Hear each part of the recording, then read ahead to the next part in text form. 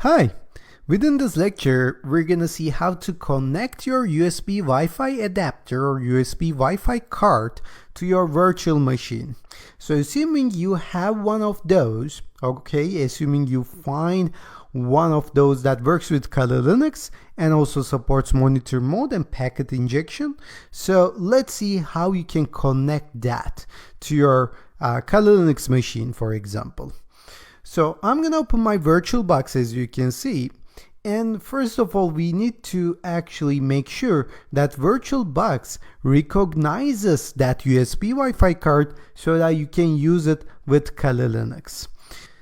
During this lecture, if you experience any problems, don't worry about it. We're gonna talk how to solve those problems, and also we're gonna have a detailed lecture or like a documentation to solve the problems as well. So select the Kali Linux or any virtual machine that you may want to connect the USB Wi-Fi adapter with, okay? And then you're gonna go into the settings. You don't need to install drivers first, okay? Don't install anything that comes with the USB Wi-Fi card. Just connect it to your USB, okay? And open the settings of that virtual machine. Then find the ports from here. Okay, we talked about the network before, but we haven't actually looked into the port section of this VirtualBox settings. So if you go into the ports, you will see the serial ports or the USB ports. So we are of course interested in the USB ports because that's what we're going to do. We're going to actually recognize the USB device that we connected to.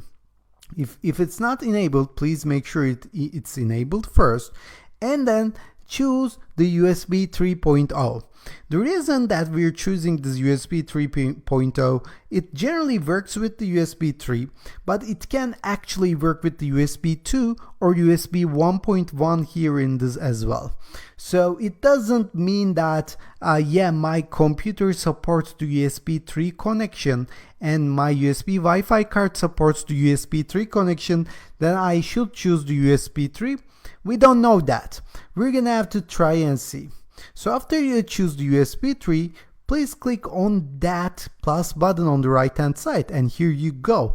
Now when I click on that, as you can see, I see every device that is connected to my MacBook in this case, okay? And if it's exactly the same in the case of Windows and Linux as well. Just click on that plus button and find the USB Wi-Fi card from this list. So in this case, mine is shown as Rolling, okay, 802.11n WLAN. So make sure you find yours and click from that list. Okay, and it will be recognized in your VirtualBox like this. It's very easy. The point over here is that you can delete it anytime you want from here, and you can define it to the USB 2, USB 1, and USB 3. So if it doesn't work for you in the USB 3, then make sure you close down the Kali Linux, come back here, and try with the other ports as well. So I defined it and I just hit on OK. Now let me go into the network. So it doesn't actually matter if you use the NAT network in this case as well. So you can continue with the NAT network and nothing will be changed. You can get the connection from your host machine, and also you can use the newly freshly installed USB Wi-Fi adapter as well. But sometimes it's actually better to go into the bridged adapter here. So if NAT network doesn't work for you, maybe you may want to go into the bridged adapter from here and just choose one of the interfaces that you see in this list. So maybe you may want to start with trying the NAT network, and if it doesn't work, then you can come back here and choose the bridged adapter and try it one more time. So as you can see, I'm actually listing out the possible solutions if and only if you come across any problem during this installation. So in this name, in this interface list, don't choose the USB Wi-Fi adapter that you have freshly installed. Just choose anything from that list. okay? Because we're going to unplug the USB Wi-Fi card more often than not and open the Kali Linux by doing so. So what I'm going to do, I'm going to start with the NAT network, and if it doesn't work, then I'm going to go into the bridge adapter later on. Now I'm going to start the Kali Linux, but before I start the Kali Linux, I generally plug out the USB Wi-Fi adapter. Okay? So you can actually try without plugging out from the physical USB port and then with plugging out as well. So in this case, in my case, I tried them both and it doesn't do much good in both cases, okay? It works either way. But in many cases, I've seen that if people doesn't plug out their USB Wi-Fi adapter before opening the Kali Linux, then it can cause some problems. After you open the Kali Linux, now you can plug it in, okay? And if you didn't plug it out, then it's okay. You can just continue and do what I'm going to do in a minute. But if it causes some problems, if it doesn't work, then you have to plug it out and open the Kali Linux and then see for yourself. And as you can see, if I click on the connections, now I can even see the connections without doing anything. I can just connect to the internet. I can just choose a router and just give the password and connect to the internet. But if you cannot see it, go to the devices menu from here and make sure the USB Wi-Fi card is chosen, is selected from this menu. Okay, devices, USB, and just find the USB from here. And if you cannot see it from here, then you're gonna have to go back into the USB settings. And in order to do that, you're gonna have to close down, shut down the Kali Linux and just adjust USB settings, maybe change the ports and stuff, and then come back. And then you're gonna have to see the rolling from here. So if it doesn't work, make sure you actually read the documentation right next to this lecture and see the other possible solutions as well. But most of the time, this will work for you and you will be able to connect to the internet using your USB Wi-Fi card at this point.